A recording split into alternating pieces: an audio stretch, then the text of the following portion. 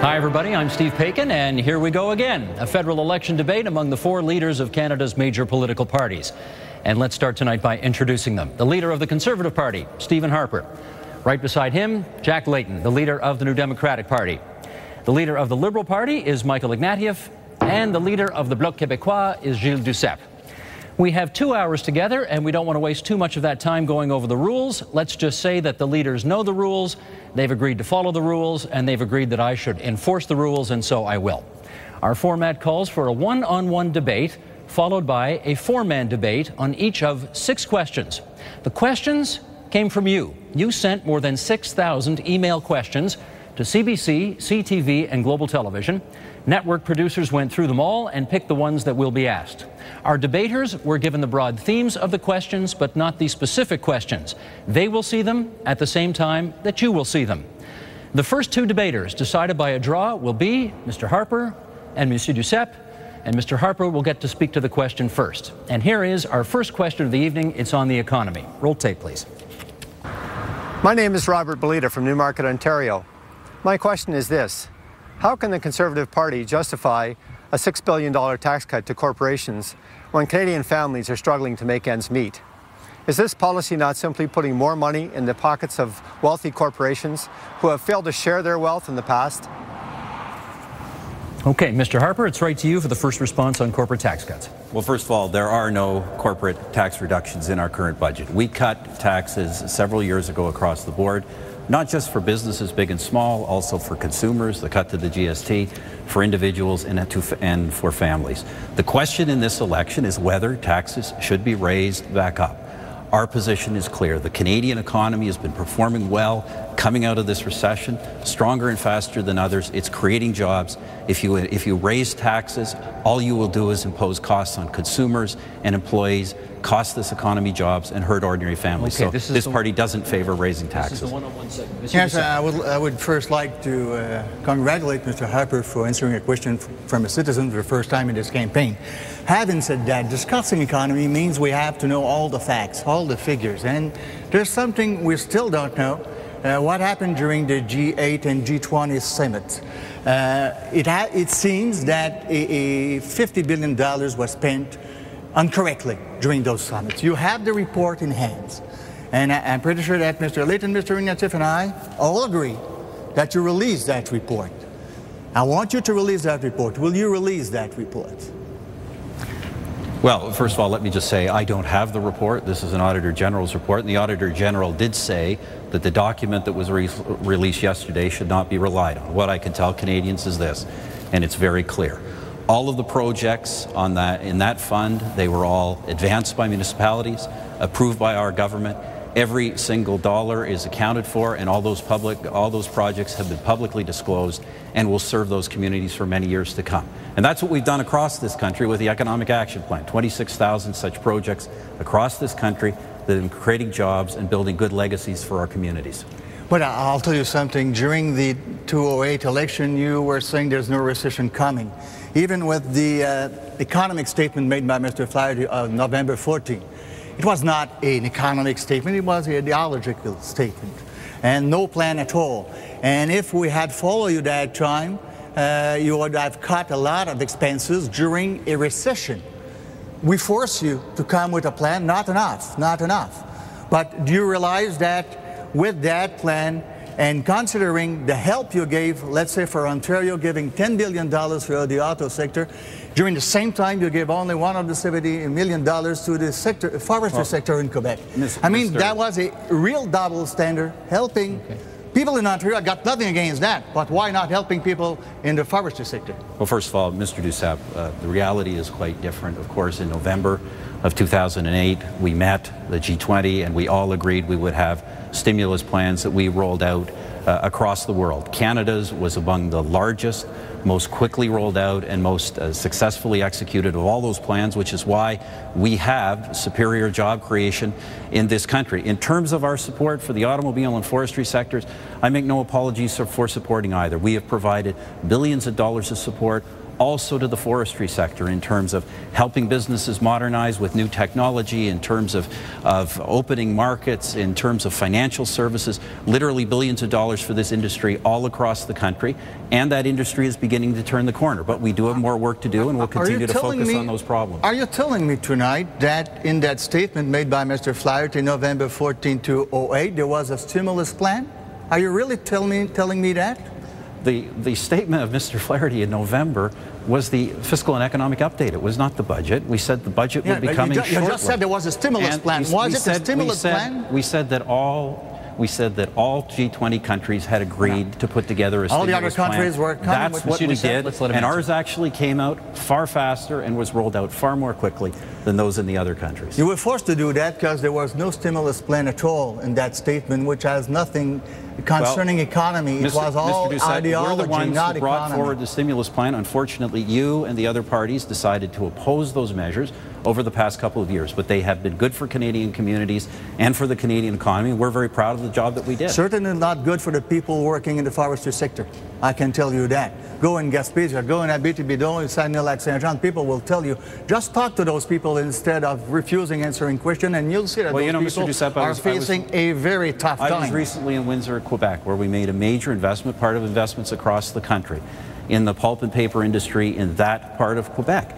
And that was very well received. Unfortunately, once again, these were programs the Bloc Québécois decided to vote against in the House of Commons. So look, I fully recognize there are still major challenges in the forestry sector, but we will continue to work with the industry to advance that industry's interests and continue to make the investments that will make that a strong and competitive sector into the future, because it's a sector that Canadians depend on all across this country. And this year you're coming with another thing denounced unanimously by the National Assembly in Quebec and supported by Mr. Ignatieff and Layton, giving Newfoundland and Labrador $4.5 billion to build their electricity lines, while at Quebec we built our lines alone. We didn't receive a single penny from Ottawa. But nowadays, you're coming with such a plan supporting the real coalitions between you three. That's the Canadian coalition. Well, last word in this one-on-one to Mr. Harper. Supported. We have said we're prepared to support the Lower Churchill project. This is a project that has the capacity of dramatically reducing greenhouse gas emissions and climate change in Atlantic Canada, a major shift to clean energy in that part of the country. We've been very clear. We will treat all provinces equitably with similar projects. We've already done some projects in Quebec, in Saskatchewan, Yukon, and we will continue to support projects that are good for reducing climate change. Gentlemen, that brings the end to the one-on-one part of the debate. We now broaden it to the four of you. Mr. Ignatieff, do you want to start it off? Let's get back to the question. It was a question about why you could possibly make sense of $6 billion of corporate tax breaks in the middle of the largest deficit in Canadian history. You're the highest spending government in the history of the country, and some of it has been absolutely sheer waste, and that's what the Auditor General report is all about. This wasn't stimulus. This was just scattering money around to build gazebos and fake lakes, and Canadians don't have confidence in your management of the economy because you waste public money. Well, that's the issue, and that's why the Auditor General's report is saying not merely that you wasted money, but you didn't tell the truth to Parliament about it. This money was supposed to be spent on the border. You spent it 300 kilometers away. Okay, let's get that kind of deception undermines confidence in your leadership. Once again, Mr. Ignatieff, you're citing a report that the Auditor General's office said should not be relied upon. We've been very clear these projects have all been publicly disclosed. They were all supported by the local community, just as the other 26,000 projects we've done across this country. But let's be clear about the issue of taxes. Taxes were reduced in this country 4 years ago. The question is not reducing them now. There are no corporate tax cuts in the next phase of Canada's Economic Action Plan. What is proposed by Mr. Ignatieff and the other parties is to raise taxes on 100,000 Canadian businesses. They will not pay those taxes. They will pass that on to consumers. They will pass that on to employees in further jobs. Jack Mintz, an expert in this area, says that one of the foremost experts in Canada, says that kind of policy will cost the Canadian economy 200,000 jobs and $40 billion in business investment. We need to hear from Jack Layton. We have a very different record. We need Jack Layton's turn. Robert asked us a very straightforward question. He asked you a question. Why would you be reducing corporate taxes to the biggest, most profitable companies right now when so many people are suffering? Now, you try to claim that there aren't any corporate taxes cuts going on right now. That's simply not true. and you actually know that it's not true. You did get it through with the support of Mr. Ignatieff, who now, by the way, pretends to oppose the things he voted for. You did get it through a couple of years back. But those cuts are still coming, and they're very, very costly. And I'm asking myself, because I'm remembering a Stephen Harper once upon a time, who came here to change Ottawa, was going to stick up for the little guy.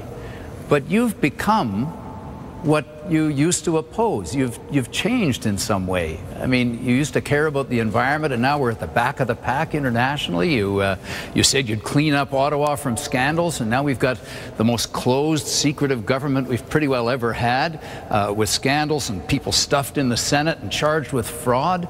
Our health care system, you said you cared about that, but okay, we've got people with no family doctor. Mr. Layton, let's give Mr. Harper a chance to respond. What changed? Look, Mr. Layton, as I've said, there are no corporate tax cuts right now. We want to keep rates where they are. Simply not true. So we can continue to create jobs and grow the Canadian economy. We do this for ordinary Canadian families. That is our focus. That's why in our most recent budget, the next phase of the Economic Action Plan, we're maintaining transfers for health care.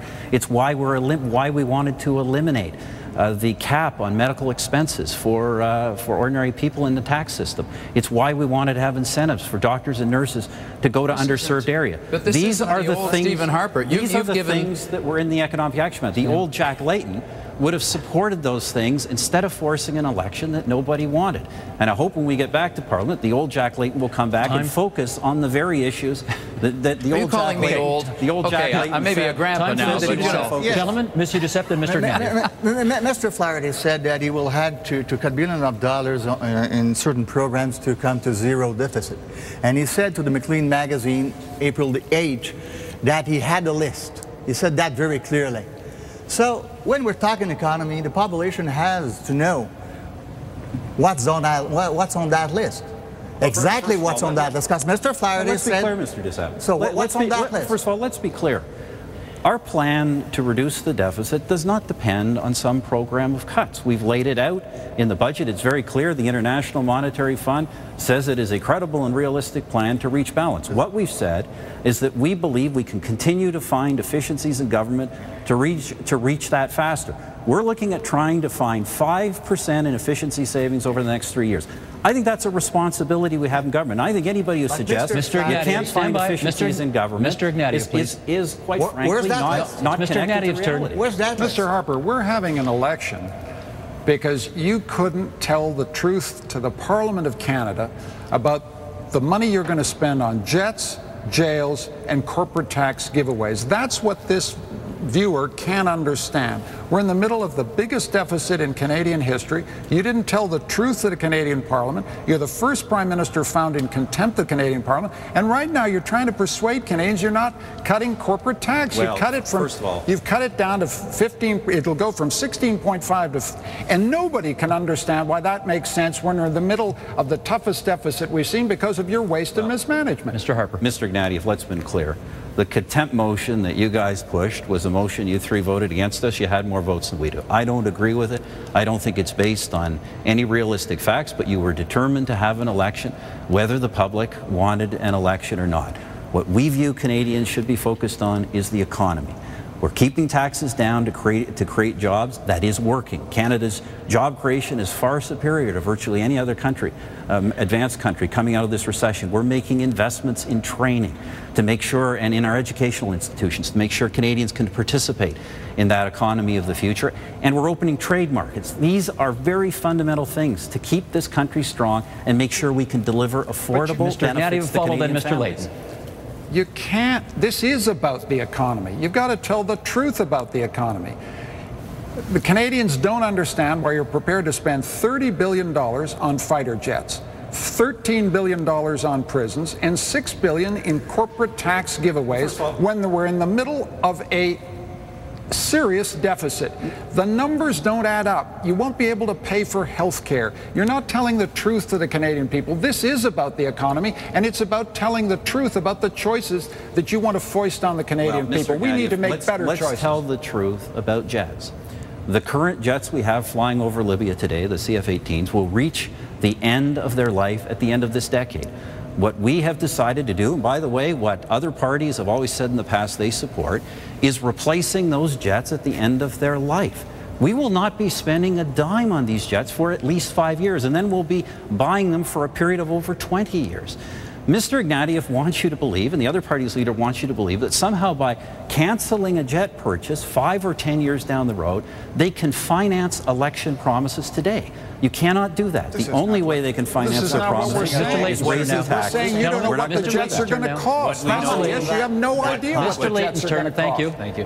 What we know, Mr. Harper, is that the billions of dollars that you want to spend on these jets down the road will have to come from health care and education and child care and things that people need here in Canada today. That's where the money will have to come from. Now, and this is going to be about some choices. Well, you may reject it, but the fact is that the Conservative government is the problem here when it comes to our economy. If I may just finish my point, Steve. Forgive me, gentlemen, we can't all hear when you're all speaking. Just let me finish my point. Another 20 seconds to finish the point. The Conservative problem is the Conservative government is the problem with the economy here. It's these right-wing proposals of deregulation and approaches to reckless policies that got us into the mess we're in, and why people can't make ends meet today, and their retirement security is so much up in the air, and there's so many people still out of work, 200,000 good paid jobs lost that you have not recovered, and your policies don't address them. Well, first of all, I reject the kind of choices that Mr. Layton and the other leaders are trying to present Canadians, saying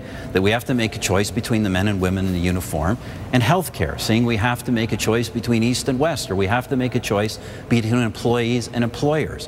We have balanced policies to move us all forward together. That's why Canada is emerging from a global recession, a recession nobody thinks began in this country, why we're emerging faster and stronger than others. Because we have a balanced approach that makes investments in people when we can afford it by keeping their taxes low. See if we can get a couple more comments in this segment. But the question asked is, how much cost a plane? You said $75 million. Kevin Page said $128 million. Two American experts said $133 million, and the other one $150 million. So could you come with facts, figures, to make the population know what we're going to spend on that and how much and for what? Why don't we have calls for tender on that one? Well, we've been very clear what the budgeted numbers are for these, but the important point to remember, these are 5 to 10 years down the road. Why is the opposition making an issue of this now? Because they need money. They need money today to pay for promises the country cannot afford. And you can't pay for promises today by canceling an aircraft purchase 5 or 10 years from now. Mr. Ignatieff. That's just false, Mr. Harper. If we peg the corporate tax rate at 18%, we can invest in Canadian learning. We can give every single person who wants to attend college or university a learning passport. That's a $1 billion investment in post-secondary education. You spent that in 72 hours at a G8, G20 photo op. That's the kind of choice that this viewer cannot understand. No, it's poor economic management. Mr. Ignatieff, you're not able to invest in healthcare and services and education that matter to people by raising taxes. You do that by growing the economy. That's the way you create tax revenue. 18% is a fully competitive corporate tax rate, and you know it. That's what Canada's doing. And the tax rates we have today have been set not just by this government, but by Liberal and NDP governments across the country, have made sure we have competitive tax rates. We come in and raise those rates now, we'll be sending a very negative signal to investors. As I say, the foremost expert in this matter in this country says this will cost 200,000 jobs at a time when we're creating jobs. It will cost $40 billion of investment at a time when investment is coming into this country. We are not going to go off track for promises that have been made that cannot be afforded. Mr. Harper, rather than a big corporate tax cut to the banks and the oil companies who sock it away in reserves and give it away in $1 million bonuses, what we should do is follow the NDP plan. Our plan says, let's give $4,500 to any company that creates a new job right now. Let's reduce the small business tax rate from 11 to 9%. We should be helping the small businesses. That's what you used to be all about, by the way. And that way, we would create jobs all across this country right now. Out of time for a 20-second response. Let me look at the facts. We have cut rates for businesses big and small. That is why the Canadian Federation of Independent Business, the Canadian Chamber of Commerce, do not support the tax hikes proposals of any of these parties. They supported our small business tax cuts. You better go read your press releases, Mr. Harper. Gentlemen, I'm going to bring the gavel down on that one. That's the end of our first segment, our first question. We now move on to question 2, and this one's about Canada on the world stage. Mr. Ignatieff, you get the first chance to respond to this. Mr. Layton, you're getting the second chance to respond. So this is the one-on-one between the two of you. And here is our questioner from Mississauga. Roll tape, please. My name is Vasilka Amelko from Mississauga. I would like to know, what is your vision for Canada on the world stage? Do you believe that our country should have a more prominent and active role internationally? If so, what will you, if elected Prime Minister, do to regain Canada's positive influence on the international arena? Okay, a reminder, we start this one-on-one with Mr. Ignatieff and Mr. Layton. Go ahead, Mr. Ignatieff. Thank you, Vasilka. Canada lost its seat on the Security Council of the United Nations. First time it ever happened. Canada made a fiasco of the G8, G20 summit. So Vasilka, you're right. We have lost prestige on the international stage. I think of all the things that we need to do on the international stage, Canada needs to stand for great values abroad, the same values it stands for at home, particularly democracy, defending and promoting democracy around the world. But you can't do that abroad unless you believe in it and promote it at home. And Mr. Harper has betrayed our democracy at home, and I don't think he can stand up for democracy and freedom abroad. Mr. Layton. Well, Vasilka raises a very important question. It's on the mind of a lot of Canadians. I mean, they just recently watched the Conservative-dominated Senate block a bill to get affordable drug medication to Africa from Canada. Can you believe that? It had passed the House of Commons. No wonder the rest of the world is looking at Canada and saying, what the heck is going on?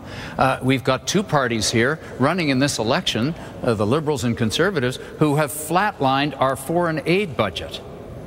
That's wrong. If we're doing so well economically, as they like to claim, then at least we should be doing something about the poorest parts of the world. We should be bringing our troops home from Afghanistan. In fact, Canadians were expecting that to happen this summer. But instead, in a deal cooked up between Mr. Ignatieff and Mr. Harper, we're now going to be there another 3 years. And we've lost our reputation on the environment. Let's get a response on the Afghanistan Brave issue. men and women fought and died in Afghanistan. You, Mr. Layton, have said we ought to stay engaged in Afghanistan, but you can't have it both ways. We're going to bring the combat troops home this summer. We fully support that decision. No more combat for Canadian soldiers. But the one thing Afghans want, desperately need, is security. So I think it's right for Canada to stay in a training mission out of harm's way, helping Afghans defend themselves. You can't have it both ways, Mr. Layton. You say you want to get engaged in Afghanistan, stay there for humanitarian reasons, but the one thing they need is security, and I want to make sure that Afghans can stand on their own feet, defend their own country, women get to school, we can do some aid and develop, but you can't do any of that unless you have help them to defend themselves. Well, Mr. Ignatieff, these are exactly the arguments Mr. Harper makes, and I'm hearing them from you now. I don't agree. I don't believe this is the way forward in Afghanistan. Canada's voice for peace and aid and development is being lost in all of this focus on the military aspect. And of course we support our troops, we all do. In fact, I wish that the Conservatives would provide more in the way of support to our veterans. But I have another issue to raise with you, Mr. Ignatieff, while we have the floor. Just before you do in Afghanistan, what are you saying, Mr. Layton? You're saying these brave men and women gave their lives, and we walk away from Afghanistan and try to pretend to the Canadian people it didn't happen? We are where we are, sir. And I think it's responsible leadership to say, let's help the Afghans defend themselves for 3 more years. That's creates the possibility for us to do any humanitarian good in that country. And then, of course, we need to focus in other parts of the world. But you can't walk away, Mr. Layton, pretend it didn't happen. It did happen, and it happened to this country. This is the same argument that we've been hearing for years about the mission in Afghanistan and why we called for the troops to be brought back and for a new approach to be used, and we still think that a new approach is needed there. But here's the other. What do you say to our allies? Here is the other issue I want to raise with you. I've been listening to you make proposals in this campaign, and I have to just ask myself, how can people trust what you're saying today when your actions are so contrary to what you're offering to Canadians? I mean, there you were, supporting Mr. Harper on this massive program of corporate tax cuts. And now suddenly you're against them, the very ones you voted for. In the middle of the recession, you helped him ram through the HST on the backs of the people of British Columbia and Ontario. The worst possible thing you could have done to people trying to get things done at and meet bills. And then you support him 100 times without getting anything in return. I mean, you're Mr. Harper's best friend. And now here you are offering yourself as an alternative. It really causes people to wonder, Can we trust him? I'm thinking if Veselka, who asked this question, is wondering why you changed the subject. Jack, we're talking about Canada's place in the world. We've got to lead the United Nations. We've lost our influence there. We took 4 years to establish a relationship in China because Mr. Harper muffed his opportunities there. Well, then why did you freeze the foreign aid budget in your proposal to Canadians, if I might ask you that? We are going to sustain our international engagement. Mr. Harper walked away from Africa. I want Canada back in Africa, helping to deal with the HIV/AIDS crisis, for example. You know, last Friday, this is the Canada I love. I'm getting on my bus, and a young woman, I said, "What are you doing for Easter?" She says, "I'm going to Kenya to teach school." This is the internationalism a good Liberal government wants to harness and engage. And in fact, if they do 150 hours of service overseas, we'll knock $1,500 off their student debt. That's the kind of vision of Canada in the world that I support. And that's what we should be talking about. Last word in the one-on-one to Mr. Well, Layton. Unfortunately, of course, your party was a part of causing our vision to be in, our reputation to be in such trouble because of our massive increase in greenhouse gas emissions under the administration of your party for 13 years. And of course, we've had 5 more years now from Mr. Harper, where the rest of the world looks at Canada and says, in terms of the climate change crisis, one of the most important international issues, Canada is a pariah. We're nowhere. We're not seen as being contributors. We're not seen as moving the agenda ahead at all. Why? Because of these 2 administrations that have been in place for far too long. Gentlemen, reason why Ottawa is broken. We open up the discussion now to all 4 of you. Mr. Harper, do you want your first kick? Let me talk about some of the things Canada is doing in the world. Obviously, the training mission in Afghanistan is going to be very important to build on the sacrifice that our brave men and women in uniform have made. We have the largest per capita mission to Haiti, an important country that needs our help. Canada right now, myself and President Kikwete of Tanzania are chairing the World Health Organization's panel on child and maternal health, where we're getting billions of dollars invested towards helping the health of the most needy people on this planet. We have Canadians leading a mission, a United Nations mission in Libya. We have climate change, you know, the Copenhagen Accord. Canada was a lone voice for a long time saying all emitters had to be included in a climate change pact. Now we have one that's moving in that direction. So I think on issue after issue, Canada's engaged, Canada's contributing, and this should not be a matter of partisan debate. All parties should support a strong role for Canada in the world. Monsieur Duceppe. I would say that government foreign policy is a copy of the Bush administration foreign policy. And Quebec cannot recognize itself with that kind of foreign policy. In the past, we had the list of the person foreign policy, and I think it corresponded to the principles of the Quebec society and the values of the Quebec society.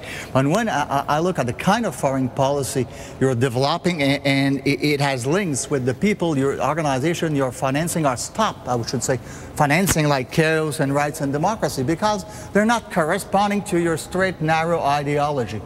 Could you realize that that kind of foreign policy is a shame to the Canadian history? What we're doing on foreign policy, on things like child and maternal health, are making sure that foreign aid dollars go to actual services to poor people in the world, not just to talk, not just to conferences. That's why we're making changes to foreign aid, to make it more effective. But you know, when you talk about our values and Quebecers' values, Mr. Duceppe, let me just say this. You know, right now in Libya, we have an international force protecting a civilian population from atrocities. That's being commanded by a Canadian, General Charles Bouchard. I met with his father in Saguenay. They are as good Quebecers as you are, Mr. Duceppe. Mr. But Ignatieff. Quebecers, remember you wanted to go in Iraq, and Mr. Ignatieff was supporting that also. That we do remember. The fact remains, Mr. Harper, you're the first Prime Minister in the history of Canada to lose the seat that we were eligible to occupy on the Security Council of the United Nations. You spent, on the G20 summit, we had an opportunity to lead. You spent $1 billion in 72 hours, and there isn't a person in Canada who can remember a substantive outcome from that summit. And talking about Kairos, talking about aid agencies who work in Africa, you've muzzled them, you've shut them down. Anything you can't control, you want to shut down.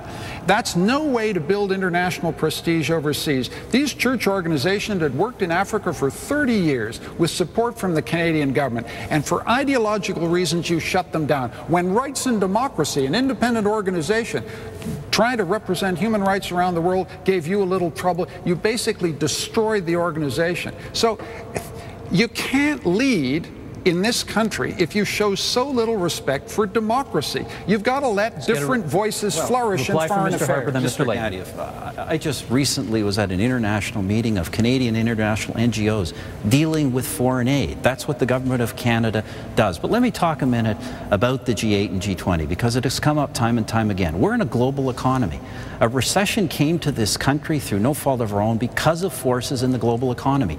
The G8 and the G20 have been vital to respond to a global response to the crisis, to ensure we first didn't have a Great Depression, and now that we are coming out through a recovery. We set important goals in that summit, including deficit and debt reduction targets for the world that Canada will achieve well ahead of time. So, you know, in this day and age where you're in a global economy, you have to be part of global conferences, and you have to be leading those conferences. And frankly, the world thinks Canada is the country leading global recovery. But the world is also asking, what happened to Canada? Why is it now that the government there is being cited with contempt?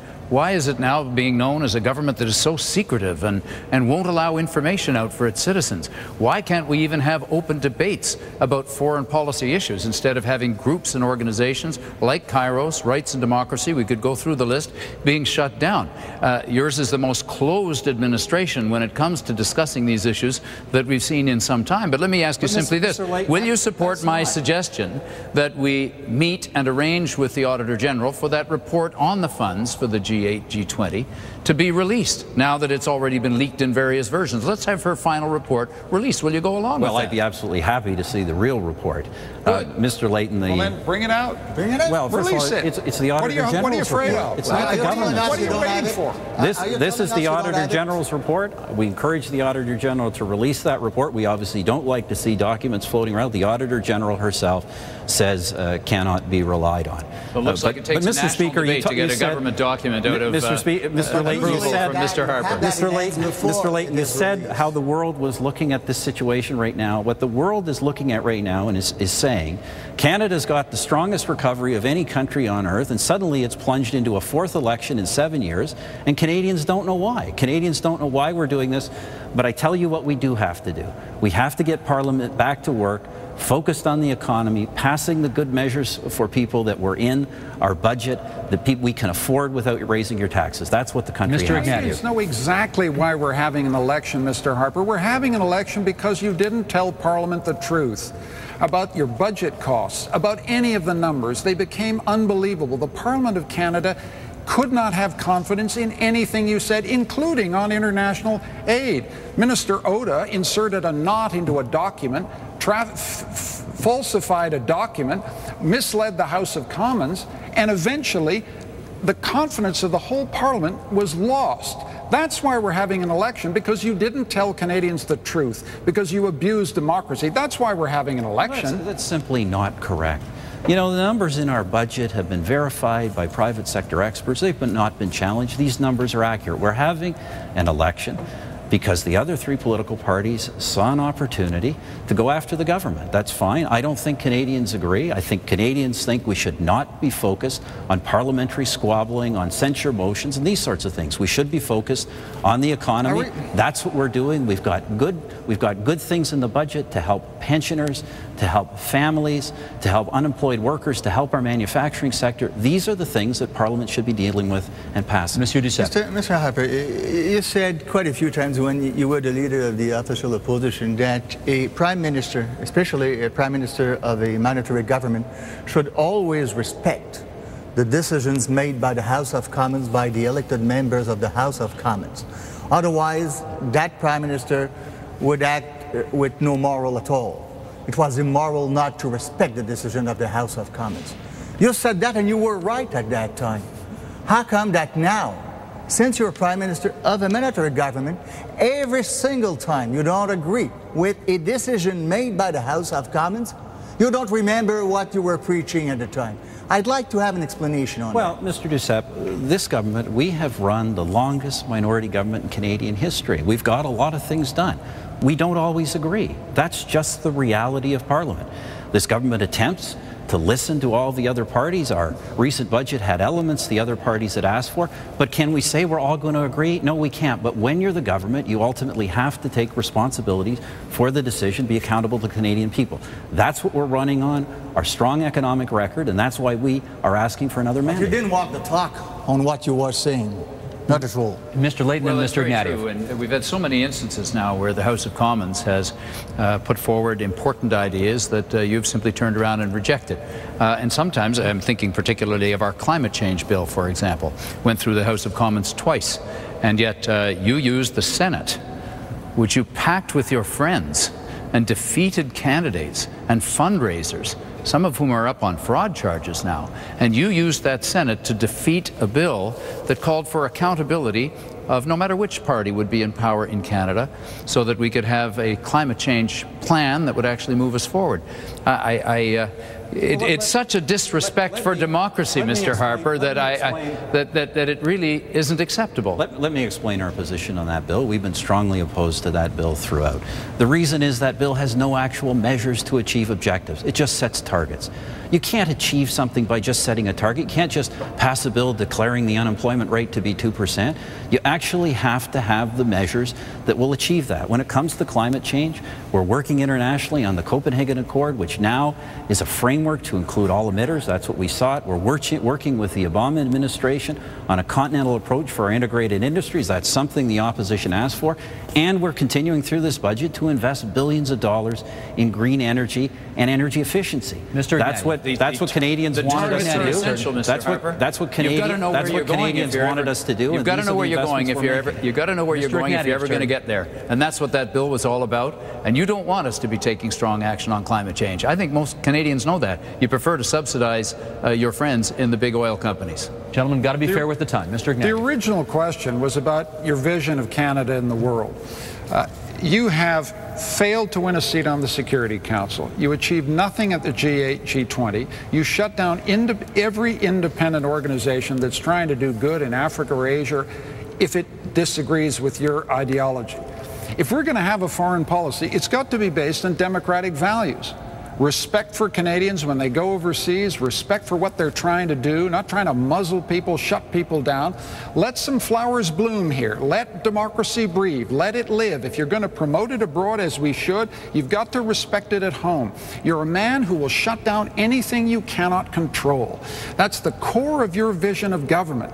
And it's inimical. It's hostile to the values of democracy upon which this country is based. Well, Mr. Ignatieff, this is simply not true. Canada is one of the most forceful promoters of freedom, democracy, human rights, the rule of law at home and abroad. When it comes to our foreign aid is delivered largely through private organization and international partners. That's largely how we do it. We work with other people. The idea that we're shutting them down or muzzling, this is just simply not based on any fact.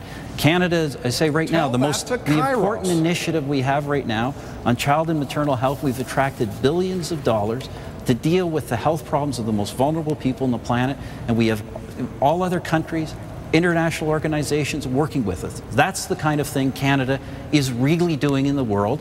Well, in Parliament, all we have is this kind of mudslinging, accusations, bickering back and forth. We're out there actually making a difference in the world. That's what Canadians expect of us. Gentlemen, you want last 20 seconds on that? Yes. 20 seconds. I look at the Foreign Affairs Department budget in 2008, 2009, $6 billion. 2009, 2010, $14 billion. What's the explanation? I'm not sure what figures you're quoting, Mr. Duceppe. I can tell you this, that Canada was the first country to fulfill its commitment to double its aid to Africa, to double its foreign aid, and we have made sure during this recession that we have not reduced foreign aid, but we are making the decision to make that foreign aid more effective. The explanation is a $6.6 billion check to GM in Detroit. Okay, gentlemen, that brings to a conclusion this segment. We now go on to question 3, the broad theme of which is governance. And this is the segment where the one-on-one will feature Stephen Harper against Michael Ignatieff. Let's go to our question from Newfoundland and Labrador. I'm Sam Diamond from Mount Pearl, Newfoundland, Labrador. It's very likely that whoever wins the next election will have another minority government. How do you plan on working with the other parties to turn a minority parliament into a functioning, trustworthy institution that Canadians can be proud of? Okay, Mr. Harper, you have added first. Well, first of all, I think I've been fairly clear in saying I hope that Canadians do elect a majority government. I think this cycle of election after election, minority after minority, is beginning to put some of the country's interests in serious jeopardy. But we will, of course, continue to do what we've done. We've been elected twice as a minority government. We've tried to work with the other parties. I think if you look at our platform and our programs, they reflect ideas that have come from well outside our party. But obviously, in the end, the government must take responsibility for its decisions and must be accountable to Canadians, and that's what we will continue to do. Mr. Ignatieff. Sam, we're having an election this time because Mr. Harper didn't tell Parliament the truth about any of his economic promises. $30 billion on jets, $13 billion on prisons, $6 billion on unaffordable tax cuts. Parliament, the Speaker of the House of Commons held the government in contempt. This is a Prime Minister who shut down Parliament twice. We need to rebuild our democracy after Mr. Harper. Mr. Harper cannot be trusted with the institutions of our country. It's as simple as that. This is a man who simply will shut down anything he can't control. He shut down Parliament twice. If you're asking me how we rebuild democracy, it means working with other parties, listening to other people's ideas, letting democracy flourish, making sure we listen to Canadians and treat them with respect, instead of replacing this system of continuous, constant control. You two are allowed to have at it now. Yeah, well, I appreciate the opportunity. First of all, everybody should realize the so-called contempt motion Mr. Ignatieff speak of is not a ruling of a court or a ruling of the Speaker. It was simply a case of the other three parties outvoting us. We don't agree with that. We don't agree with that is what Parliament should be focused on. Parliament had before it a budget that contained the next phase of Canada's economic action plan that outlined important benefits for Canadian seniors, for workers, for entrepreneurs, for industry. That budget was well received across the political spectrum, not just by the Canadian Federation of Independent Business, the Federation of Canadian Municipalities, even the Canadian Labour Congress. That's what Parliament should be working on. It is unfortunate we're at that stage, but that's where we're at today. And if we have a minority government, my fear is we will go through a fifth election and a sixth election. I think at some point Canadians have to make a decision. We believe we're on the right track. We're asking Canadians for a clear majority so we can get on with the nation's business and focus on the economy. But Mr. Harper, you haven't earned a majority. Majorities are things you earn when you earn the trust of the Canadian people. And you haven't earned the trust of the Canadian people because you don't trust the Canadian people. Why, just 2 weeks ago at a meeting in London, you threw somebody out of your meetings because you didn't like what was on their Facebook page. There was a veteran who wanted to get into one of your meetings and you tossed them out because you thought, oh my God, he might ask me a difficult question. I mean, this isn't strong leadership, Mr. Harper. This is weak leadership. What are you afraid of? Why are you afraid of the Canadian people? We need a leader here who respects Canadian people, renews Canadian democracy, answers tough questions when he's put to it by the Canadian people. What are you afraid of? Why are you displaying this kind of persistent process of controlling what you can't shut down? That I've gone across this country, not just during campaigns, to meet regularly with Canadians from all walks of life. That's one of the reasons, as a minority government, we've been able to stay in office, because we stayed connected with Canadians, with their real challenges and their real needs. And I don't think this kind of political bickering, personal attacks back and forth is frankly going to do anything for Canadians. What we need to do is lay out where we're going to take the economy. That's what this government's done. We're on the right track. Let's move forward. And in terms of trust, I trust the Canadian people. They've elected us twice. If they don't elect us, I will accept that judgment. But we trust the Canadian people's judgment. We ask them to take a look at all the platforms of the party and ask themselves, are these things really affordable? And do we want to stay on a low-tax economic track or go on to a high-tax one? Mr. Ignatieff. You trust the Canadian people so little that when you didn't like something on young person's Facebook, you toss them out of their meeting. When a veteran wants to ask you a tough question, you make sure he doesn't get into the hole. What kind of respect is that? You've got to walk the walk here, Mr. Harper, and you haven't. You've shut down Parliament twice. You've been found in contempt of Parliament by the Speaker of the House of Commons twice. You keep talking about Parliament as if it's this little debating society that's a pesky interference in your rule of the country. It's not. It's the Parliament of the people of Canada, and they found you in contempt. And you're the first Prime Minister in the history of Canada Canada for that to happen too. So you explain that to the Canadian people, will you? That's why we're having an election. And Canadians will make a judgment as to whether that action by your three parties was valid, or whether what we should have been doing was focusing on the economy. Fact of the matter is this, as I say, this government has held more consultations with Canadians all across the country than any other government in history. That's how we stay connected to Canadians. We listen to Canadians.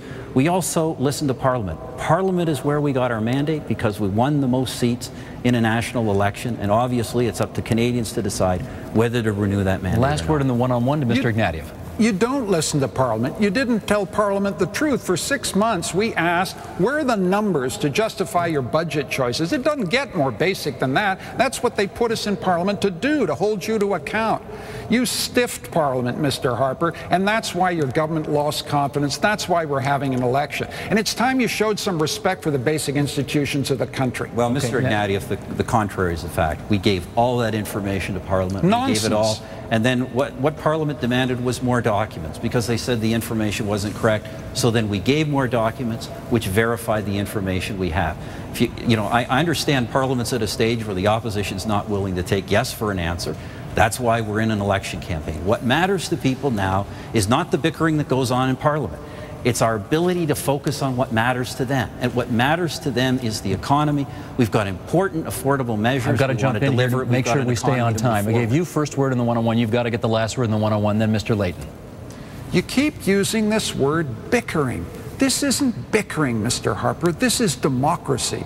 This is a debate. It's not some pesky little irrelevance that gets in the way of your power. This is how democracy works. I ask questions. I hold you accountable. It isn't bickering. This is what democracy is about. It's about time you respected it. Jack Layton. Well, I think people are seeing an example of what's broken in Ottawa here. Pretty plain for all to see. But the question from Sam, I think, was a very valid question. He said, can parties work together on our behalf? I'll bet every Canadian thinks that we ought to be working together on their behalf. And I believe that's exactly what we should be doing. Mr. Harper thinks that working together is somehow a bad thing. He tries to vilify it and call us names for even suggesting the idea. And I just think that's completely unacceptable. That's obviously not correct. One of the reasons the government has stayed in office for 5 years as a minority is we have found partners on various measures, all of the various measures we brought forward. For the first time, this time, all three parties have decided they want to defeat the government. That's their prerogative. That's why we're before the Canadian people. But I think the government's record of running a stable minority in this country is pretty clear, and also leading the country through a very difficult economic time in a way that's creating jobs for Canadians. And what we're asking for Canadians is to give us a mandate to keep doing that. Well, actually, that's what's important. If you stayed there 5 years, the explanation is that for a long period of time the Liberals didn't want an election. This was the reason why. But the question was good. How can we work together? I'm telling you that the Bloc Québécois was never judging a proposal based on who made it. When it's good from the good proposal made by the NDP, the Liberals, or the Tory, if it's good, it's good. If it's not, it's not. And I do remember that Mr. Harper in 2004 was working like that. We met in a hotel room in Montreal, remember, Jack? The Delta, and we changed all the rules of Parliament. We wrote a letter to Adrian Clarkson. You wrote it. We signed it, saying that if Paul Martin was to lose confidence in the House, we said to the then Governor General Adrian Clarkson, don't launch an election, consult us, we have other options. Obviously the other options were what? Jack Layton with around 20 members as Prime Minister? Certainly not. Gilles Duceppe as Prime Minister of Canada? Certainly not, I'm sure of that. The only option was you. You finished second, and you wanted to be Prime Minister. Exactly what you've asked, exactly what you wrote, it's exactly what we signed, and you went to see and meet with Adrian Clarkson to discuss that. And now you say, impossible to do so. I mean, you said Mr. something, Duceppe, you preached something, you wrote something, and you did something else. Can I correct the facts? We signed a letter around some cooperation we did do in opposition, but we were all very clear. We were not going to form a coalition. All three of us said so in 2004. It's on the record. I was very clear. I was not going to defeat the government and try and replace the government that had won the election. Well, that's not. However, in 2000, the reason Mr. Duceppe and Mr. Layton are changing their stories now is because later, we're in reading 2008, the letter, sir. they tried to put in power the Liberal Party, which had lost the election. That's not how democracy is supposed to work in this country. Mr. Duceppe, I can understand why. I can understand why you would like a scenario where you can be the one who picks the government of Canada. But frankly, your party is exactly what you were asking to the breakup me in of this country. I will not accept that kind of mandate from you. This party will never accept that kind of mandate from you. So you can go seek it from Mr. Ignatieff and Mr. Layton. But I will never put the government of Canada beholden to a party. This is just not true. Mr. Duceppe, we've got to get the other two in. Mr. Layton and Mr. Ignatieff. I was in those meetings, and you were ready to become the Prime Minister with the support of Mr. Duceppe and myself. I walked out because I wasn't ready to make you Prime Minister. Let's be crystal clear. That's not what you said at the time, That is precisely what we said at the time. Not at all. Not at all. I mean, I'm the only one who say we did that, and I still say that we did so. I don't change my mind. Jack, you signed the letter as well as me, as well as Mr. Harper. And when you're saying there was other option than an election... At the time, Mr. Duceppe, you said there was no possibility of a coalition between our three parties. You were clear about that publicly. I'm not talking about coalition. I'm talking about the fact that the one who finished second could become the Prime Minister. Exactly what you signed. That was the option, sir. I never signed any such declaration. I don't believe that. We have a tradition in this country. The party that finishes first forms the government. If we don't do that, we will have the third and fourth parties. We've got to be fair with the time here. We've got to be fair with the time. Mr. Ignatieff, please. These three leaders seem to have a problem with the coalition. I don't. I've made it clear the alternative to a Harper government is a Liberal government composed of Liberal members of Parliament bringing in a budget based on the Liberal platform that we'll be running for. They've got a problem with the coalition. Coalition's out for me. Let's be clear. Well, Mr. Ignatieff, there you go, saying that the only alternative to Canadians is your party. That's the kind of arrogant self-aggrandizement that we're so used to from the Liberals. Oh. And really, it's the least attractive aspect of your party. Fact is that Canadians, here in Canada, Canadians decide who's going to be the Prime Minister. Not you and not your party. Jack, I respect the voters too much to presume anything else, and I'm happy to work with you. I'm happy to work with Mr. Harper. I'm happy to work with Mr. Duceppe. I'm just saying, let's not do it as a coalition. Let's try and make Parliament work. I've got respect for your positions. I got respect for your leadership. I'm just saying we're not going to go into a coalition. Well, why did you support, let me just follow up on this.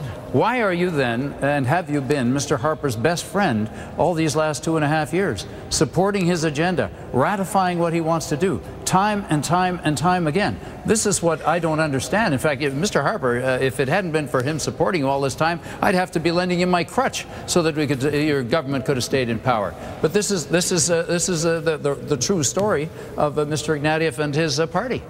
Well, let me just be very clear about our position. Of course, parties will work together from time to time. But our position is very clear. The party that wins the most seats forms the government. That's how our democracy is supposed to work. If we form a Conservative minority, I would be honored once again to govern Canadians. If we do not win the election, the Conservative Party will not govern this country. Mr. Ignatieff will not make that commitment. He will say that he will go and he's willing to accept a mandate from the other parties to govern. The party that wins the election has to govern. Otherwise, we will have a party dedicated to the breakup of the country, deciding who can or cannot form the government. Mr. Ignatieff. Mr. Harper, that's completely false. If you get more seats than any other party, you get to try and meet the House of Commons. If Try. Yeah, well, of course, you got to win the conference of the House of Commons. If I get more seats, I'll try and win the conference of the House of Commons, and I'll work with other parties, but a coalition's out. But it's not It's not a matter of trying, Mr. Ignatieff. If you don't win the most seats, you don't get to form the government. That's how our system works. I just said that. I just accept that principle. You've said in your statement that the party that wins the most seats will get to try first. Then you think you'd all get together, vote against it, and replace the government. That's not how our system is supposed to work in this country.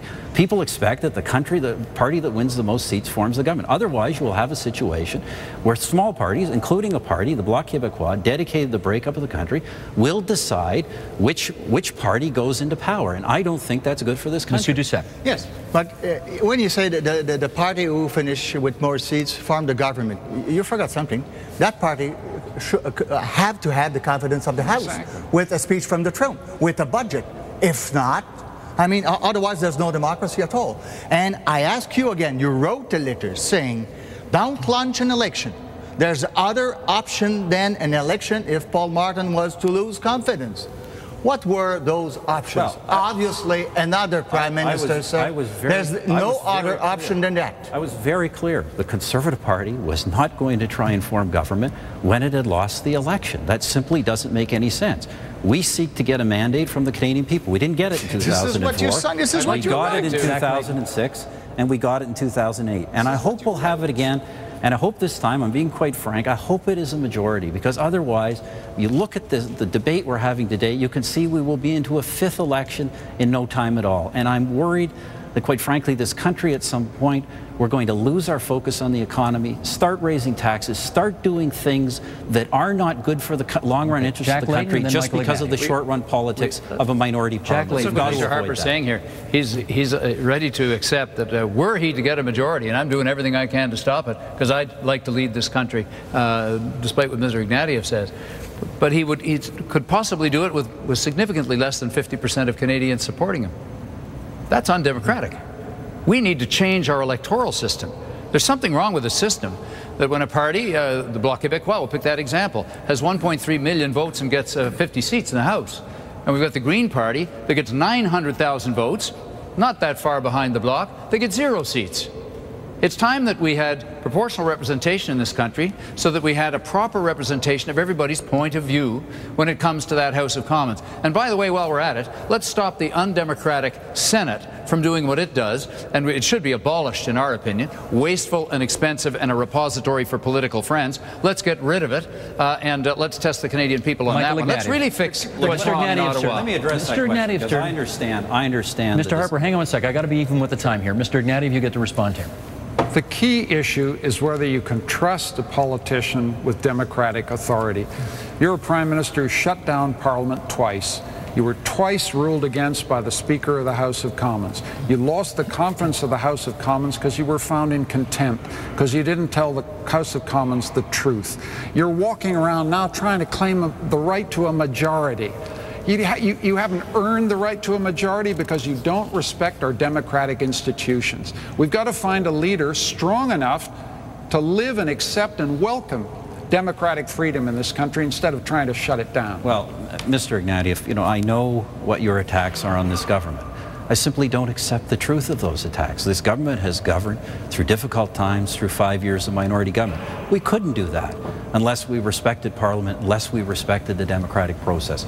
We have a strong record on that. And what we are asking in an election we didn't want, in an election Canadians didn't want, we're asking Canadians to make the decision. Do you want to have this kind of bickering? Do you want to have another election in 2 years? Or do you want bickering? This is a debate, Mr. Harper. This is democracy.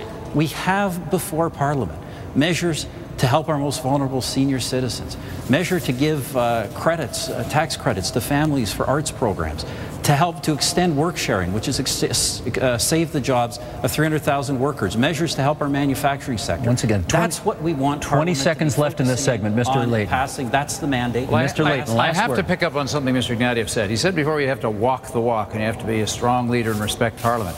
I've got to ask you then, why do you have the worst attendance record in the House of Commons of any member of Parliament? If you want to be Prime Minister, you better learn how to be a member of Parliament first. You know, most Canadians, if they don't show up for work, they don't get a promotion. Mr. Layton, I don't surrender to anybody in my respect for the institution of Parliament and my obligation to the people who put me there. So don't give me lessons about respect for democracy. Well, don't give me lessons. Where were you when I was there standing up to Mr. Harper and voting against his policies, and you weren't in the chamber? You missed 70% of the votes. Our I think you party need to understand a little bit more about how our democracy works. That's my only point. But Mr. Layton, if I Hang on, Mr. Ignatieff's got one last word on this, and we got to move on, or we're going to get way behind. 20 seconds to respond, please. The key question here is to get a government that respects democracy, that respects Parliament, that respects citizens. You haven't earned a majority. You haven't even earned a minority. The question is, who's going to replace you, Mr. Harper? It's going to be, in my view, seeking the support for a liberal government enacting liberal policies. Okay, that's it. That's it. Gentlemen, I got to move on. Question 4 is about immigration and multiculturalism. Monsieur Duceppe, you have a one-on-one with Mr. Layton in this segment. Monsieur Duceppe gets the first response, and we go here to Montreal for the next tape. Go ahead, please. Hi, my name is Jade Calvert. I'm a student here in Montreal at McGill University. As a leader, how do you envision the social makeup of our country over the next 30 years? Where do you stand on reasonable accommodation? Do you think that new immigrants to our country should adopt the social practices of Canadians who are already living here, or not? Okay, Monsieur Duceppe. I think it's a very good question. We have quite a debate in Quebec on that issue, and a commission named Taylor Bouchard. And the conclusion of that commission is that the multiculturalism system in Canada doesn't fit with Quebec, because we think that we have to integrate the immigrants, respecting them because they're modifying our society, and it's a plus. My grandfather was a home child. My mother's name Rolly, so I don't have any problem. When I go to Canada, a lot of times I say I'm a bloke who turned black, so I don't have anything against immigration. But the multiculturalism doesn't fit with Quebec. We're only 2% of Francophones within North America, largely Hispanophone and Anglophone. We have to integrate the immigrants and build a society where a Quebecer is a Quebecer is a Quebecer without any exception. Mr. Layton. Well, thank you for the question, and I believe that we are going to have, Jade, continued waves of immigration. Here in Canada, we don't reproduce our own population sufficiently rapidly for us to grow our economy, and so we're going to be attracting people. And besides, who wouldn't want to come and live in this beautiful country of ours? I'm lucky enough to be in a family that came here from Hong Kong, and I got to marry Olivia as a result of that. Thank goodness we had the kind of policies that encouraged families to come here to Canada. One of the most disturbing aspects of what the Harper government is doing is that they're encouraging more and more people to come here as temporary foreign workers. They come here alone, they're not allowed to bring their family, and they work for up to 3 years for some company, and they send the money back home, and then they go back home. And that's not how we built this country. I say family reunification is the key thing. And we now have families who have been applying to come here to bring their mother over to Canada, sometimes waiting 10, 12, 13 years. And they are unable to come here. There are cases where grandparents pass away before they can come and hold their grandchild. That is wrong. We need to put resources into encouraging those folks to be able to come here and be part of their family. And that would be a strong priority for a New Democrat government. Well, one thing I should say, Mr. Layton, that I just can't accept is the will of that government to create 2 categories of refugees. We can't accept that. People coming here are coming because they have a lot of difficulties, political difficulties or economic difficulties in their countries. Sometimes it's a question of to stay alive or to die. And I saw those scandalous ads made by the Tories, a ship coming in Canada. It made me remember those boat people. They came in that kind of ships. And those people were fleeing from Vietnam and Cambodia. And now they're good Quebec citizens.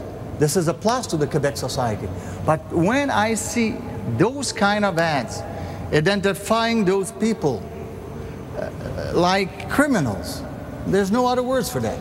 I just can't accept that. And I think that we have to oppose that. And if he's got a majority, then we'll have that kind of policy. 2 categories of refugees. I believe that we will find, if Mr. Harper hopefully won't have power after the next election, because I've seen these policies develop over the last number of years, and what we're seeing is more and more of this focus on the immigrant as some kind of an economic unit, so that we can squeeze as much out as we can. We don't give them the professional certification. They end up coming here. They're brought here with the inducement that perhaps with their professional credentials, training as doctors and professionals of all kinds, that perhaps they'd be able to find that kind of work here. And they come here and the door is slammed in their face. And New Democrats have been pushing hard for measures to be taken. And one of the most important measures is to create an opportunity for one of those well-trained workers to work in a mentorship context with some Canadian worker and professional who's already working in that area, so that they can get that Canadian experience. And that's got to be one of the top priorities. And by the way, that would also make sure that we would have a lot more doctors and medical professionals very quickly available to the 5 million Canadians that don't have medical care right now from a family doctor. Mr. Layton, since you recognize that Quebec is a nation, then I ask you, will you then give Quebec full power over immigration and also the right to have its own policy concerning integration of the immigrants? Since the Bouchard-Taylor Commission was very clear, multiculturalism doesn't fit with Quebec's interest and Quebec's future.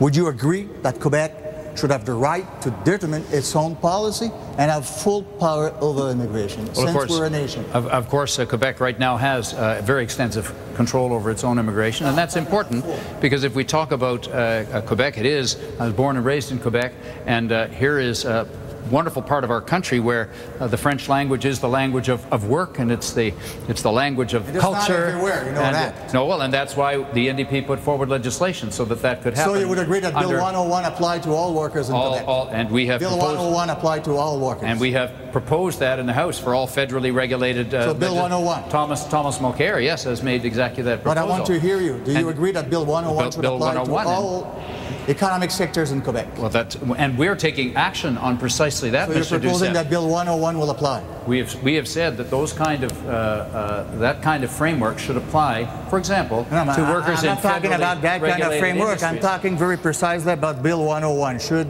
it apply to all economic sectors? Because it doesn't apply to telecommunication, transportation, and the banks. Mr. Duceppe, you know that we have put legislation before the House of Commons to do exactly what you've asked. No. Yes, it does. No. Yes, it does. Gentlemen, if I may, let me jump in here. Who's going to rule that? That's the 6 minutes for the one-on-one. That way we can preserve the French language in Quebec, which is very, very important. Okay, we broadened it out to all four leaders now. Mr. Ignatieff, then Mr. Harper. I want to get back to Jade's very important question. My dad came to Canada as an immigrant from Russia, and they arrived in Quebec.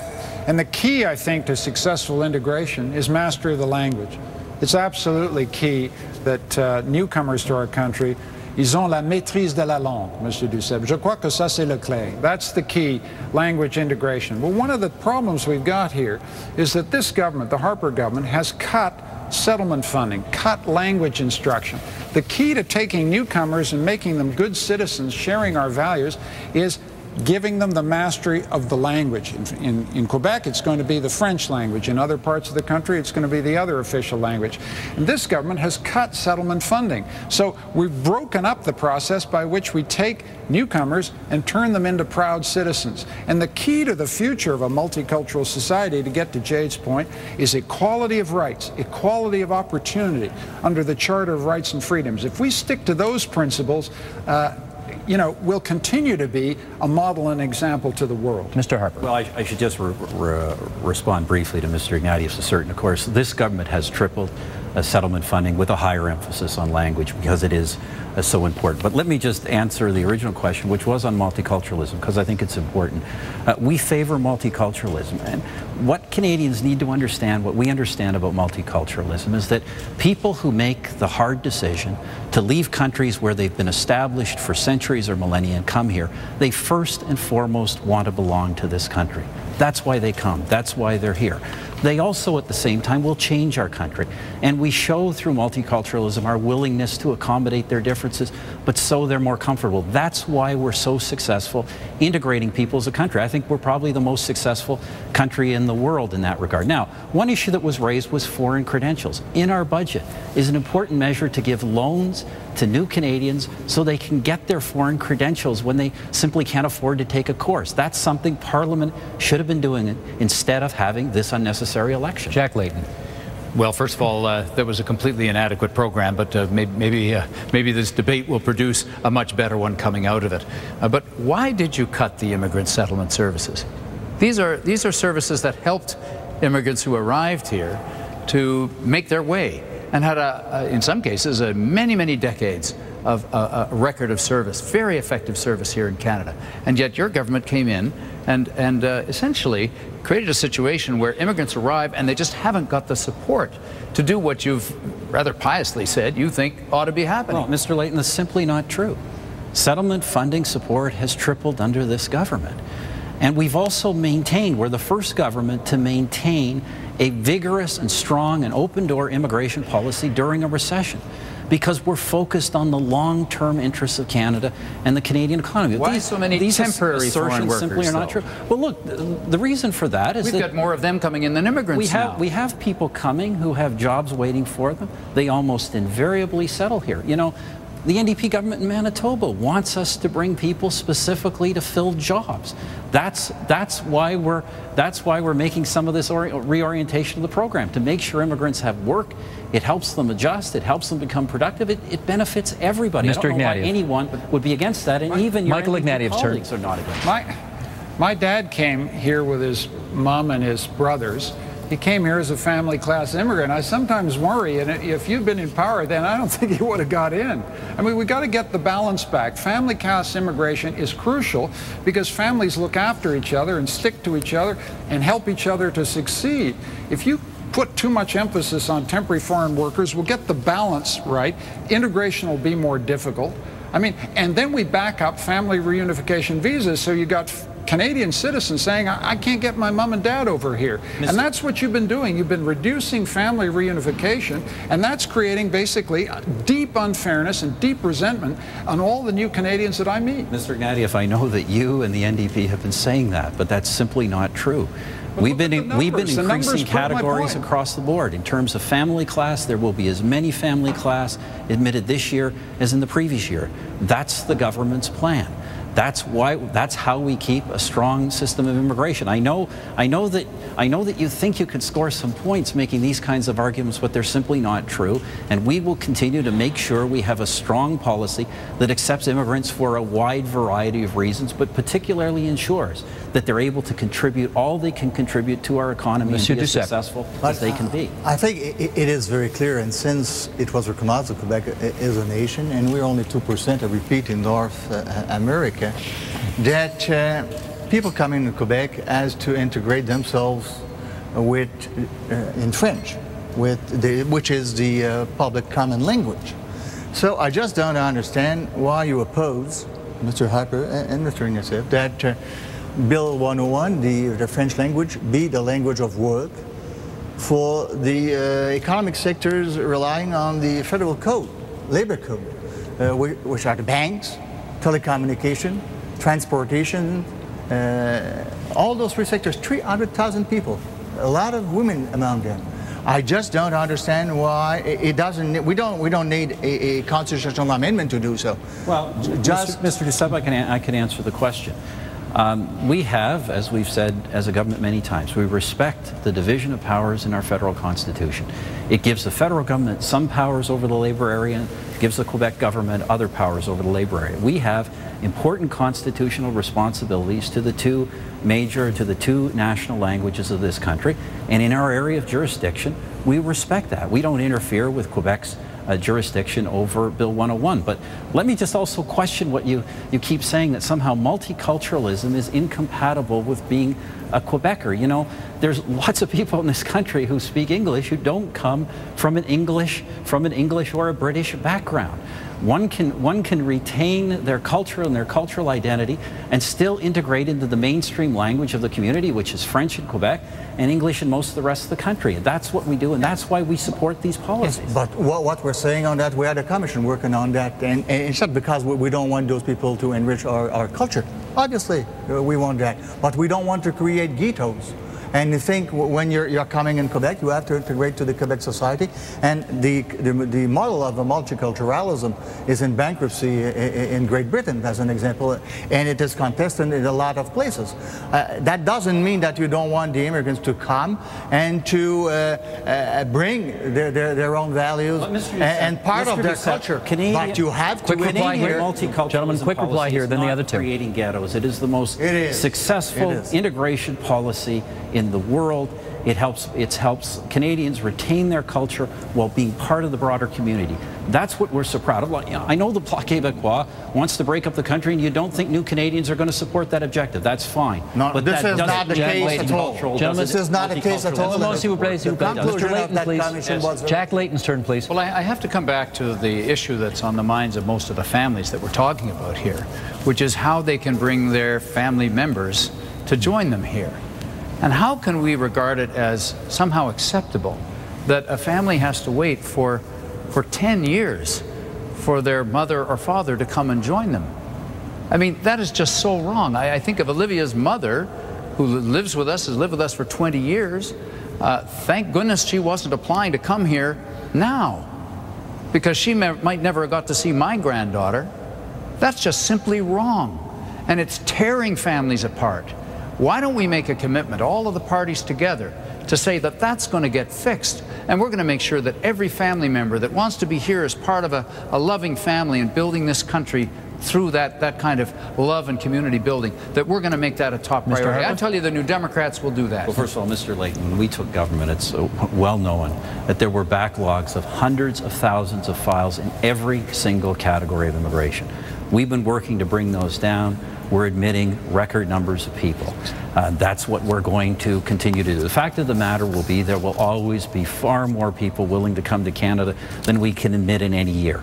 But we're going to keep making sure we admit as many as we can because our economy needs it, our society needs it, and we're all better off for it. And that applies just as strongly to family class as any other class. I want to get to something back to the original question that Jade asked, which is about multiculturalism and how we see the future of our country as a multicultural society. I think the key thing is we got to take the politics out of multiculturalism here somehow. Minister Kenney, your Minister of Immigration, has been segmenting the country into ethnic and very ethnic. It causes enormous resentment among Canadians.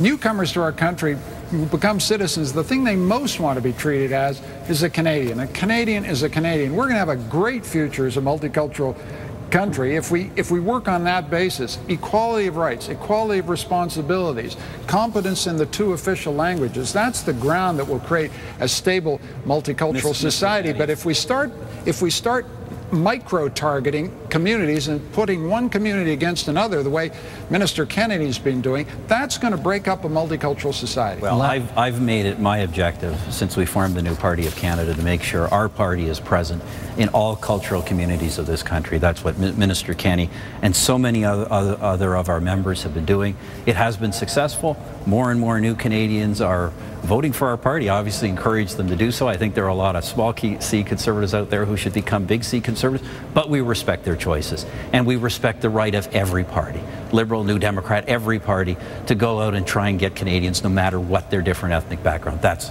what we're doing. That's what we should all do. Okay, gentlemen, thank you. That is the end of that segment. We now go to question 5. This is the justice system. This segment will feature Michael Ignatieff having the first reply, Gilles Duceppe having the second reply. Let's look at the tape now from Gibsons, British Columbia. Roll tape. Hi, my name is Len Gold. I'm a resident of Gibsons, BC, and my concern is safety for people in this country, being able to walk down the streets at night and being safe in their homes. And I'd like to know what the government plans on doing, dealing with the criminals and the light sentences being handed down to them by the courts. Mr. Ignatieff, you're up first. Well, Len, you're a lucky man if you live in Gibsons, BC. First of all, here's what we shouldn't do. We shouldn't import failed criminal justice policies from the United States. Mega prisons, mandatory minimums have failed in the United States. This is Canada. We have to have a criminal justice policy that's right for Canada. One of the things, if we're going to be tough on crime, we got to be tough on guns. The Harper government wants to gut the gun registry. This will reduce public safety. We need to invest in crime prevention. In the Lower Mainland, gang violence is a huge problem, and that may be what our friend from British Columbia is worried about. We have to give the police the tools to get tough on these drug-related gangs and lock them up where we need to. But the key thing here is we've got to learn from the failures of American criminal justice policy and get tough on guns, invest in crime prevention, and provide better victim services. That's being smart on crime, and that would be our approach. Monsieur Duceppe. Yes, I think that this government made a lot of demagoguery on the question of being tough on crime. They're saying they're tough on crime, but Mr. Harper is very soft on crime in his own office. I would say that when we look at the criminal rate, it is declining. The American model imported in Canada would be an important area. We just can't accept that. And it seems their philosophy is more guns and big prisons. And I think this is a very dangerous social cocktail. We have, on the other hand, to be responsible. And when I look at what the Bloc did in the past with the anti-gang law, the early release we stopped at 1/6 of the sentence, and you refused that twice. This is why Vincent Lacroix went out of prison. And we proposed those things, and I think that was responsible. But trying to eliminate the gun registry, I think, is an error that will affect all the Canadian and Quebec societies. Policemen are saying so. Almost everybody in Quebec is saying so. Mr. Ignatieff. Well, one of the places when I talk about let's make criminal justice policy in Canada, one of the places we can learn from is Quebec's policy on young offenders, what you call the jeunes contrevenants. I mean, that's the kind of emphasis on rehabilitation for young offenders that we need. We've got to get balance in our justice policy. When people commit criminal violence, crimes of violence against individuals, they've got to do time. There have got to be consequences for actions that threaten public safety. But we've got to give the police resources. We've got to maintain an integral gun registry. We've got to work on rehabilitation for young offenders. I mean, it's not an unimportant fact that so many people in our prisons haven't even finished high school. We got to think about what that means. Invest in education, make sure people get on the right path before they go off the wrong. This is the kind of balanced policy that we haven't seen from the Harper government. Yes, but when you're talking about the young offenders, I remember that the first party to modify that law was the Liberal Party. And you supported it, the NDP was also supported that. I think that was an error denounced by the National Assembly in Quebec. And I think our system in Quebec is good. There's a good rate of rehabilitation in Quebec. But one thing I'm very worried about is that Mr. Harper said that he won't come back on abortion, neither on capital punishment. But we all know the tactic they use. They don't come with a proposal made by the government, but one of their members is coming with a private member bill, and then supported by most of the Tories, if not all of them. So it is one of the dangers, if that party is in majority in the House of Commons, that they will use the same tactic. We don't want to talk about that, but one of the members will come, and then we'll see. They will try to make the abortion illegal, and it could be the same thing with the not illegal, but for the capital punishment to reinstate that. Well, again, I think what Mr. Duceppe is referring to is also the politics of fear here. Crime is always a serious problem. When you've been hit or knocked over or had your purse stolen or the victim of personal assault, it matters to you and you want consequences. But you've also got to understand that crime in our country is not increasing. The politics of fear is designed to exploit and create fear. Mr. Harper specializes in the politics of fear on the crime agenda. And we need a balanced policy that's based on evidence, not ideology. This is the man who, tried to take apart the long-form census because he doesn't like facts that disagree with his ideology. We need criminal justice policy that's based on the facts as we see them. Tough on crime where we need tougher sentences. Rehabilitation. Crime prevention, much more investment in crime prevention, and more victim services, a balanced approach to this problem. Okay, that's the end of the one-on-one. You seem to be a feature of the one-on-one there, so why don't I give you the first shot at it? Let me respond to that and to Len's question. I mean, Len is right in saying, well, Canadians support and do want a very balanced system when it comes to criminal justice. That balance has been tilted. Rehabilitation is important, but it's also important that the punishment fit the crime. We've had important bills before Parliament for years that until very recently the other parties said they supported. They obviously don't. We have bills to have mandatory penalties for gangs that involve organized drug crime, for sexual predators. We want to repeal the situation where serious criminals can get pardons automatically. We want to be able to give store owners like David Chen the right to defend themselves without being charged. These are bills that are sitting before Parliament that Parliament will not pass. I'm hoping when a re-elected Conservative government gets back, what we'll do in the first 100 days is we'll package these bills together and get them passed, because this is what Canadians expect us to do. They expect us to take crime seriously and have punishments that fit the crime. Jack Layton. Well, I'm glad that you're supporting the legislation we proposed around David Chen and that sort of situation, small business owner in downtown Toronto. I think the problem here is that you haven't fulfilled many of your commitments. You promised that there would be 2,500 more police officers for community policing, but that promise was simply not kept. And policing is very important if we're going to reduce crime levels that Len was talking about. Similarly, we do need some prosecution in certain key areas. We'd like to see carjacking and home invasions and the recruiting of a young person into a gang to be an offense. But most of all, we've got to focus on prevention in the first place. You've got to prevent the crimes from taking place if ultimately you're going to reduce crime levels the way we all want to. And that means strong support for programs for young people all over the country. Because if we give young people a positive choice when it comes to what they're doing after school, for example, so that when some troublemaker comes up and tries to tempt them into that life of crime with the bling and everything else that goes along with it, that they've instead got something very, very positive to do. And all over this country there are people working so hard on these kind of programs. It's fantastic. And not all of them can manage to access these programs through tax credits and that kind of thing. We've got to be supporting particularly those vulnerable neighborhoods, and we have that's been a hashtag fail on this issue. Mr. Ignatieff. When Mr. Harper says, you know, if he gets another government in the first 100 days, we're going to have some giant omnibus crime bill, I don't know about you, but it gives me the shivers. We've got to have balance in criminal justice, and we're not going to get it from the Harper government. I met a young boy in Winnipeg, just speaking to what Mr. Layton said, who was poised between falling back into a gang or finishing high school. That's the critical pivot moment in crime prevention strategy. If you can get that kid through high school with incentives so that if he gets a learning passport so he can go to college or university, you may save him from falling back into a gang. If we're serious about crime, we got to think about that young person and get the pivot right so he makes the right choice instead of the wrong choice. You can lock people up forever in prisons, but I worked in prison when I was a young graduate student. I worked with lifers. I'm utterly unsentimental about criminals. But the one thing I know about prison is prison makes almost everybody worse who's in there. And that's what we've learned from the United States. You keep building mega prisons, you keep slapping people in there forever in the slammer with mandatory minimums, you're going to end up with more crime problems, not less. We got to get a joined up adult strategy based on real evidence, and that's what we haven't had from the Harper government. Mr. Harper.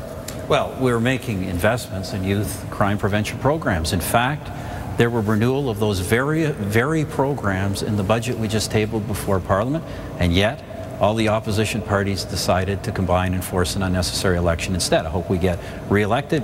We're able to pass those important initiatives because they have been effective programs, but none of that relieves us of our responsibility to make sure that punishment fits the crime. As Len says, that is simply not the case in too many instances in government today. We've put forward measures before Parliament to deal with those. Canadians have long said we want those passed. We will make sure they do get passed. Monsieur Duceppe. The problem with your attitude is instead of debating and having experts coming to the committees, explaining their point of view, and taking the time to change things, some of the things have to be changed. But you're trying to put everything in the same bill. Just like the sixth of the sentence, that could have been done a lot before. You were refusing just for political reason, not to give us the credit of having proposing it. I think this is not the attitude, how to work and face those huge challenges of living and having in a society and having the liberty and at the same time justice, and at the same time punishing those who deserve to be punished and respecting those who are the victims. And you mixed everything with a philosophy, it's your way or no way. That's the problem. You're not consulting people, you don't want to debate those things. This is always a problem. That's simply not true. On the very measure you raised, there was a Conservative bill before the House to end that practice. There was a Bloc bill before the House. We sat down, we negotiated something we could both live with. Obviously, I wanted something that would have been stronger, but nevertheless, what we did is we ended the practice. And Canadians have to understand this. We ended a practice where a huge number of offenders served 1/6 of their sentence, and they were automatically released from prison after 1/6. And yet the Liberals and NDP oppose that legislation. This is the kind of lack of balance in our system that we have to correct. Mr. Harper, Jack Layton's turn. Mr. Harper. Jack Layton, please. Jack Layton. I mean, first, I just have to say, I don't know why we need so many more prisons when the crooks seem so happy in the Senate. But there are some very important issues that we haven't yet talked about here. First of all, violence against women. This requires specific and direct attention by the Parliament of Canada. And we would urge that that happen. And of course, one way that might happen is if we had a lot more women in Parliament. And I'm pleased to say that we have now just nominated the largest percentage of women ever in the history of Canada in the New Democratic Party, and hopefully that will help. But the other is we've got to tackle some of the underlying issues. If you talk to the leadership of Aboriginal communities, First Nation, Métis and Inuit, they cry out for just decent housing, so that they don't have 3 and 4 families crammed into a completely unsatisfactory house. And basically with no hope for the future. And where do they find themselves? Drifting into the temptations of crime and then ultimately ending up in jail in far too high a percentage. And here's Sean Atleo, the National Chief, calling for a focus on education, a focus on housing, getting clean water into these communities, dealing with the fundamental poverty, and it's not just in Aboriginal communities, but it certainly is terribly severe there. These are some of the fundamental underlying causes of what we're talking about here that we have to tackle as a country. But when you're giving away corporate tax cuts by the billions so that they can give million-dollar bonuses to the richest people in the country, you're not going to get down that path. Mr. Ignatieff. Mr. Layton mentioned the very shocking issue of violence against women. And we all remember the Polytechnic massacre. What that taught me, and I think it's taught all Canadians, is the absolutely crucial necessity in any crime strategy of gun control. You can't be tough on crime and tough on violence against women unless you stand up for gun control. And it's no secret that if Mr. Harper were to get back, God heaven help us, one of the first things he'll do is gut the gun registry. So you can't have a consistent criminal justice policy unless you're tough on guns. And I have to say that Mr. Layton didn't stand up to defend the gun registry when we have to. And it's absolutely crucial to safety for women and safety for community. And the reason I feel that so strongly is when I ask the cops in my own riding how they use the gun registry, they say, we don't send a cop into a building unless we've checked the gun registry. So it's crucial to keep cops safe as well as the rest of the community. I think Mr. Layton deserves a chance to respond to that. Well, my position on this is well known, and what he said is not true because I did stand up in the House. But what we're trying to do on this issue, which has been very divisive, and some politicians like to use it to divide Canadians, is actually to try and find some solutions, to bring the different parts of the country together so that we have strong gun control and that legitimate issues are properly addressed. That's been our approach. But then again, that's my whole approach to working with others to try to get results. It's our philosophy. Let me talk about the gun registry, because obviously we have a very different view. We support a strong system of gun control. So do the gun owners of this country. We have licensing of gun owners. We have registration of handguns. We have most weapons, high-powered weapons, are prohibited in this country. But what farmers and hunters keep asking is why every time there's a crime problem in Toronto, Montreal, and Vancouver, there's suddenly more rules slapped on them and registration slapped on them in rural Canada. That has not been an effective measure to control crime. Every single elected police officer in the House of Commons has voted against the long gun registry. We need to focus on crime and on gun control that works and is cost-effective. Monsieur Duceppe. I would say that most of the Bloc members are in rural sectors. And the question is not between the rural sectors and the cities. Calgary is not a rural sector, and you're against that. Eh? So when I look at the results of the vote, that day, 83% of the people elected in Quebec supported the gun registry. 62% of the elected members in the rest of Canada wanted to abolish the gun registry. The real division was between Canada and Quebec that day. In the National Assembly in Quebec, Federalists or sovereigntists, right or left, unanimously want to maintain that.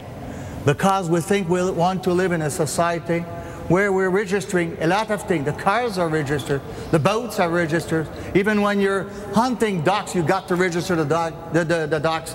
If you go with a dog, the dog is registered. The only thing which is not registered is the gun. Mr. Duceppe, so we don't want to live in Duceppe, that kind of society. I've been all around Quebec. There are lots of people who believe in strong gun control, who don't believe in the registration of every single rifle and shotgun.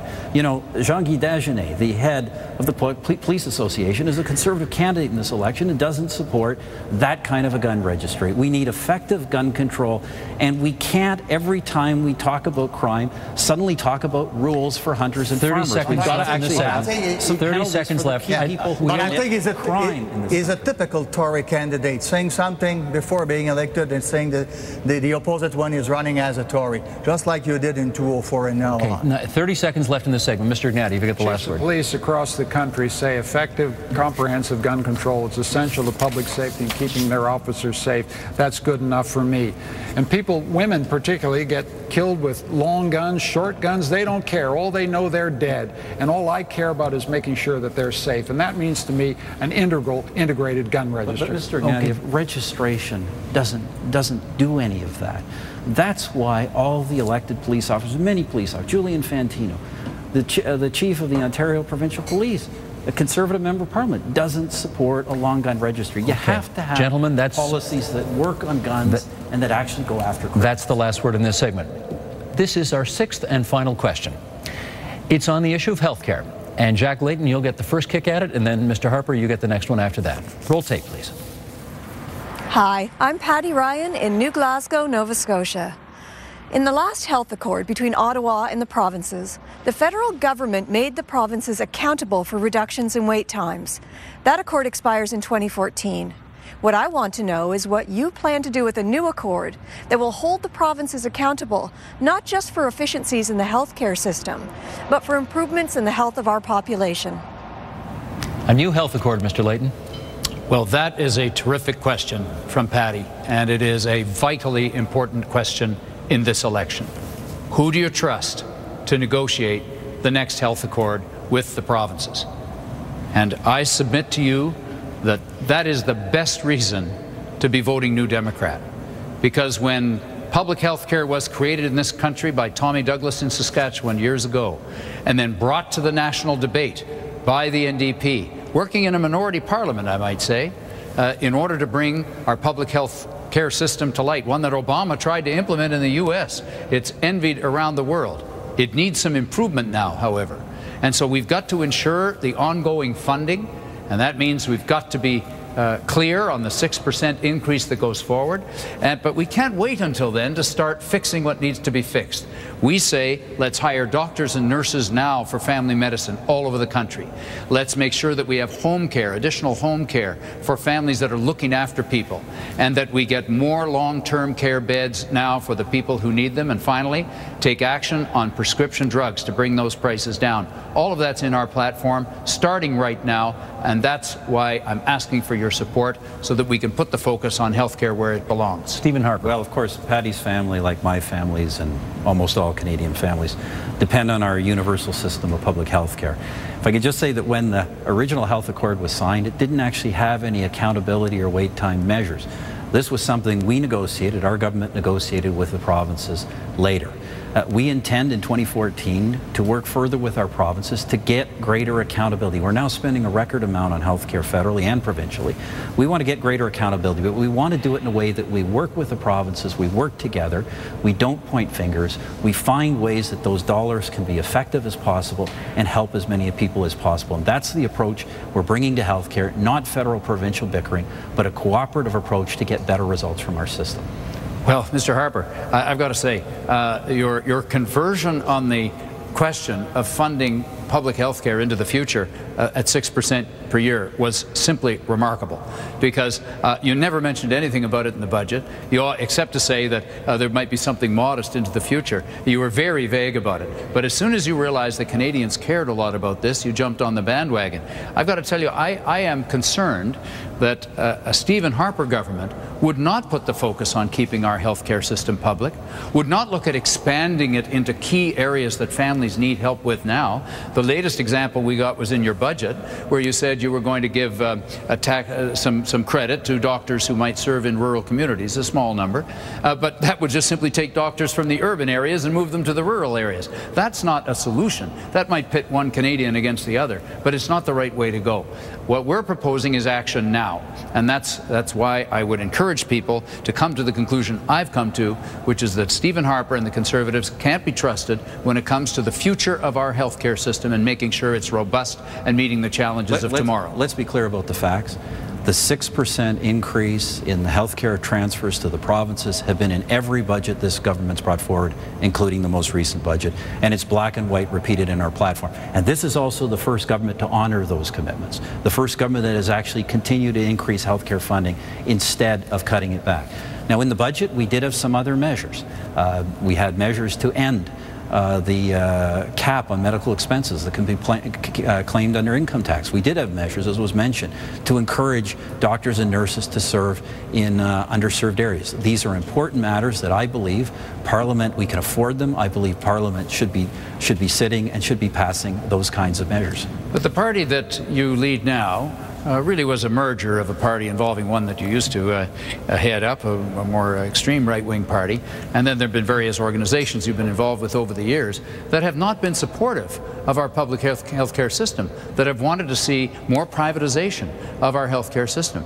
And I submit to Canadians that this is a key issue coming up in these negotiations. And what we need is a government in Ottawa that will stand up for our public health care system. Can you assure Canadians that you'll do that? Well, because your record, can you explain the difference between what you used to say and what you're saying now, and why should we trust you today? My record is clear, Mr. Layton, and by the way, governments across this country have experimented with alternative service delivery, governments of all political stripes. What this government is committed to is making sure that public health insurance is available to all Canadians, that no Canadian should be ever be denied essential and necessary medical treatment because they can't pay. That's a fundamental principle of Canadian citizenship. That is what has underlined our term in office, and that's the system that I and my family have always depended on. That's the system we're going to work with the provinces to make better in the future. It has some challenges, but we can make it work better. Well, why do we see so much privatization going on today then, under your government? Why haven't you taken action to stop it? It's taking place all over the place. Well, Mr. Layton, you have a different definition. Alternative service delivery is not privatization. These are services under the public health insurance programs of our provinces. People have access to these services. That is what we are trying to maintain. We're not going to wave the finger at provinces because they experiment with different delivery. What we're going to do is focus on outcomes. That's why we introduced the patient wait time guarantees. We're going to focus on making sure that when we spend the billions of dollars we spend on the healthcare system, that we get the kind of outcomes for people that we have promised them and that they need. We're going to broaden it to and it's also, your approach is not giving any help to Canadian families right now for more family doctors. We're going to broaden it to a four-way debate right now. Yes. Mr. Duceppe, you're in first, then Mr. Ignatieff. There's certainly problems in health care about federal parties. The first thing to do is to stop interfering with Quebec and provincial responsibility. Otherwise, it's a recipe for conflicts between jurisdictions. We have to remember that the health department in Ottawa doesn't manage a single hospital. No expertise at all. And that attitude of Ottawa knows best is a huge error. We have to give the funding and let the provinces do their work. I mean, if we trying to say to the provinces in Quebec, you have doctors here and there, this is not our job. We have to make sure the provinces in Quebec will have the money, but then respect the fact they do have the expertise. The only place the federal government is managing a hospital is with the First Nations and very bad services. and also with the veteran and bad services also. So no expertise at all, and some people want to tell those who've got the expertise what to do. I think that should be done. Monsieur Ignatieff. Any federal government, any liberal government is going to respect provincial jurisdictions in healthcare, but the fact is a huge amount of the financing of the public healthcare system in Quebec comes from the federal government. $43 billion committed by the Paul Martin government in 2004, which is run right through 2014. And what we're saying, the question was asked about accountability. I think the federal government has a role in healthcare, provided it respects provincial jurisdiction, to make sure that, you know, your access to healthcare not only doesn't depend on what's in your wallet, but doesn't depend on your postal code. We need to make sure that roughly equal services are available to Canadians across the country. That's an interest that Quebecers have. But let me just say one key thing here. This comes down to a moment of choice. You can either spend it on corporate tax breaks, multi-million-dollar expenditure on prisons, billions on jets, big gifts to upper middle class Canadians to reduce their taxes, or you can support health care. This is why this election is so important. We've got to make choices here. And if I have to choose, I'm choosing health care. That's the chief priority of Canadians right across the country. And that's why we've committed to a 6% increase after 2014. And then Patty's question is, how do we get accountability? How do we make sure that we drive reform and change in the system so the money we've got serves Canadians better? And that's why I think a federal role in health care is important. Stephen Harper, then Jack Layton. Stephen Harper, then Jack Layton. Let's be clear about the choices. We want to keep our economy on track so we can continue to fund and increase funding for our healthcare system. The choice Mr. Ignatieff puts before you and the other parties, that you somehow have to choose between the military and healthcare, you somehow have to choose raising taxes if you want to keep benefits. It's a false choice. The Liberal Party, when it was in office, raised taxes, and they cut healthcare, and they cut education, and they cut pensions, and they cut all these things because when they raise taxes, they hurt economic growth and they hurt the economy. That is a false choice. We're all moving forward together. We need a low-tax future where we can continue to fund and increase funding for our healthcare system. That's what we're doing, that's what we're succeeding at, and that's the path we've got to stay on. Jack Layton. The problem with both Mr. Harper's party and Mr. Ignatieff's party is that they don't propose to do anything now. They're talking about something far off into the future. And if you look at your platforms, you'll see what I'm talking about. There's no investments right now in getting the significant increase in family doctors and nurses that we need today. There's 5 million Canadians who don't have family medicine. We're not getting the investments in home care and long-term care that are needed today. And we're not seeing proposals on how we can actually implement, including with some funding, the program to begin to get our pharmaceutical prices down. And that's what the NDP is offering. Mr. Ignatieff, then Mr. Duceppe. That's just completely false. We're the only party in this election with a specific proposal on family care, so that you can take time off for work to look after a loved one at home, so you can get some reimbursement of your expenses providing health care in the home. That's a key dynamic in the future that we've got to invest in and strengthen. The other thing we need to be saying to Canadians is we need more health, not necessarily more health care. Health prevention, health education. We're the only party with a national food policy to put more Canadian food on Canadian plates and get the salt, fat, and sugar down. That's how you get better value for your health care dollar. That's how we improve the health of Canadians. That ought to be the goal. That's in our platform. That's the kind of commitment we're prepared to make. It's a promise you're making. Unfortunately, your party has a rather long history of making promises in elections and breaking them Jack, after. At least we get into government. You'll be in opposition forever. There's that sense of entitlement once again. Same old attitude from the Liberal Party. Monsieur Duceppe. But the problem is, I think there's too much money in Ottawa. And Ottawa's collecting too much money for the jurisdiction of its own. I mean, healthcare is a provincial jurisdiction, and the expertise is there. Not in Ottawa, you're not managing a single hospital in Ottawa. That means if we start negotiating who's going to do what, it'll be a fight between bureaucrats instead of giving the money to those who need the money to make sure the services will be given to those who need those services. So we need a new fiscality to make sure the money goes where it should go.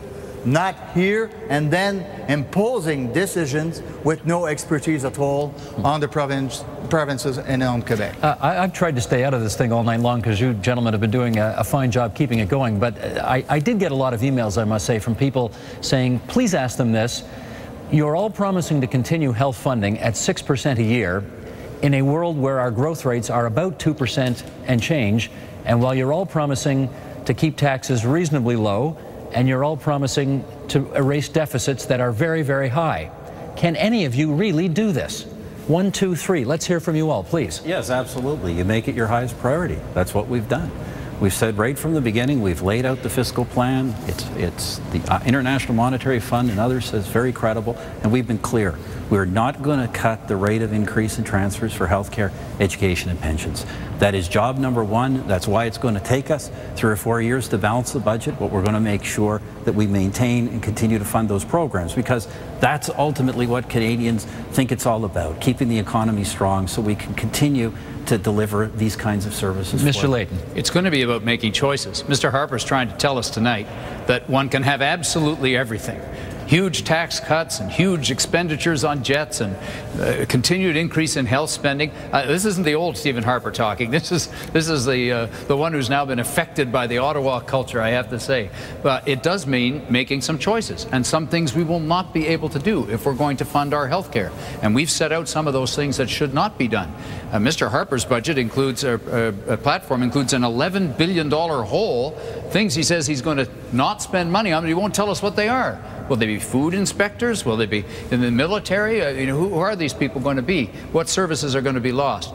We say it's important to make choices, and Canadians are going to have a chance to do that on May 2nd. Mr. Ignatieff.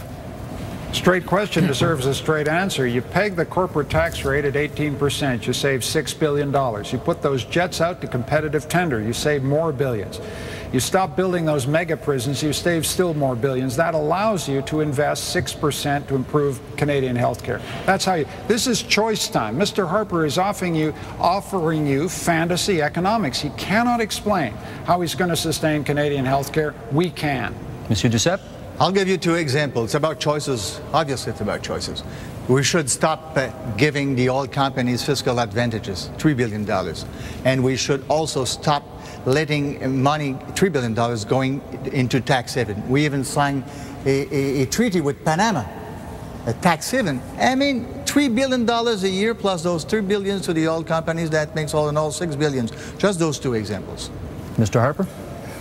Well, let me just say this. Our philosophy is pretty clear. You fund services like healthcare by making sure you keep your economy growing and creating jobs. You don't do that by raising taxes. The other parties are all proposing that they can fund all of these new promises, $30 billion, $60 billion, by increasing tax rates on job creators. You know, experts say that's going to cost us 200,000 jobs and $40 billion in investment. You grow the economy and you grow your tax base by creating economic growth. That's what we're committed to. Speak the truth, Mr. Harper.